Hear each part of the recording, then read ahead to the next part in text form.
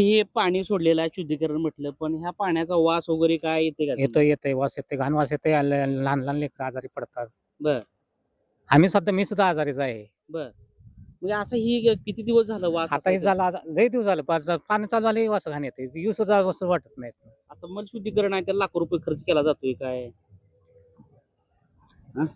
सगळं खरं आहे, पण काय ते याच्यावर काय होत नाही. ते लहान लहान लेकरं बी व्हायचंय मध्ये वार, त्याच्यावर त्यांनी बघितलं नाही काय. बर आता इथे किती लोक राहतात सरासरी इथं? 200-250 लोक राहतात. 200-250 लोकांना ह्याचा त्रास आहे, तरच आहे, वास येते. वास येते. पण ही सगळ्याकडे तरपडून मासे बर. मेल्यात. आम्ही सगळे ते मासे का तर पाणी छान राहतंय म्हणून सोडलेली होती. बर. ती सगळी मासे मेलेत. आता मासे मरतात म्हणले उद्या माणसे मरू शकतात त्या पाण्यानं. मग मरणारच की, काही शक्यच नाही. आता वातावरण असं असल्यामुळे हे काही सगळे आजारी पडतात पटापटा. बर.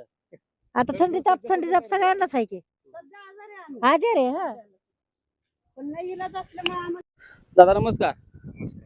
काय समस्या आहे तुमची काय? काय नाही, ती एकादशी आदली जी घाण पाणी आलं इथं, त्याच्यामुळे मासे वगैरे मेले. इतका वास सुटला त्या माशाचा ह्याचा बर. त्याचा, हे अक्षरशः उभं सुद्धा वाटत नाही. बर. आम्हाला रोज इथं फुलं वगैरे तोडायची असते ती. बर. त्याच्यामुळे आम्हाला त्रास होतोय.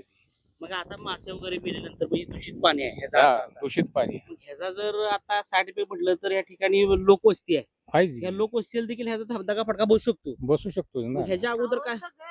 आम्ही ह्याच्या अगोदर बी ती एकदा लहान मुलं आमचं वारलं होतं तिकडं. बर. त्यावेळेला काय म्हणलं, ते अंडरग्राऊंड करून घेऊ म्हणली होती. बर. ह्याला जवळजवळ 1.5 वर्ष होत आले. बर. 1.5-2 वर्ष झाली. बर. आता परवा आम्ही साहेबाला बोललो, हा. ते स्वच्छतेला आलते एकदा. हा. ते म्हणले 6 महिन्यामध्ये 6 महिन्यानंतर तुमचं अंडरग्राऊंड होईल म्हणले. आता नळ्या वगैरे तर आले तिथं, खूप असा कवा होते काय. पण आता बरोबर आहे, पण ते ग्राउंड खाली न जायला पाणी बरोबर आहे, परंतु पाणी दूषित होते दूषित होते. आणि मग इथून खाली गेल्यानंतर बऱ्याच गावाला त्याला त्रास नदीला होतो. ती जाते, डायरेक्ट नदीलाच पाणी भेटते खाली ते. हा. असा म्हणजे विषय. नदी हे आणि ती खालची गावं तर काय, ती प्यायला पाणी वापरतात काय काय. बर.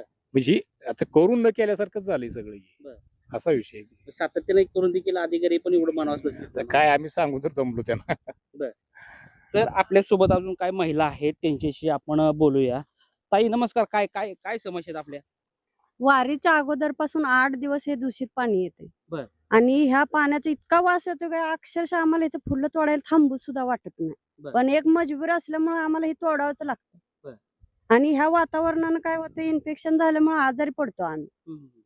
ह्याच्याकडे कोणीच लक्ष देत नाही. आतापर्यंत कोण चौकशी करायला येत नाही, काही बर. नाही. जवळजवळ 10-12 दिवस झाले पाणी दूषित आहे. आणि ह्या पाण्यामुळे सगळं ह्या म्हणजे शेततळ्यातले मासे जे आहे ना, ते मेले आणि त्यांना बाहेर पडता आलं नाही. अक्षरशः सडून गेले त्याच्यात. त्याचा व्हिडिओ सुद्धा आमच्या शेतकऱ्यांनी काढलेला बर. आहे. पण आतापर्यंत फक्त तुम्हीच इथं चौकशीला आले, कोण नाही आलं. कुठला अधिकारी वगैरे कोण आले? कोणी सुद्धा आलं नाही. किती किती दिवसापासून किती घरांना त्रास होतो याचा? हे पाणी जसं म्हणजे हे जलशुद्धीकरण झालं ना तसं पाणी, पण फिल्टर होऊन सोडत होते. आता ह्या 8-10 दिवसात तर कसलंच पाणी फिल्टर होत. आणि दिवसातून एकदा तरी त्यांनी घाण पाणी सोडतात बर. डेली. बर. एका टायमिंग मध्ये तर आहेच. काय शुद्ध जे पाणी आहे ना त्याच्यात त्यांनी घाण पाणी सोडूनच देतात नंतर. तर विशेषतः बघायला गेलं तर याचा एवढा त्रास होतोय आणि त्रास होऊन देखील अधिकारी अंडरग्राऊंड पाईपलाईन करता म्हणतात, परंतु ते केल्यानंतर ना कुठे ह्याची हे सुटणार आहे का? मग जर तुम्ही प्लांट टाकला असेल की ही मल शुद्धीकरणाचा, तर ती शुद्ध करून खाली गेलं पाहिजे, लक्षात ठेवा. जर जर जात नसेल तर त्याला शुद्धीकरण म्हणता येणार नाही. जे काय तुमचे दिवसातून एकदा तर सोडतात, तर दिवसातून एकदा तरी घाण पाणी सोडतातच. हे वारीची नसून तर कायमीच ही समस्या आहे आणि इथल्या लोकांना त्याचा त्रास होतोय.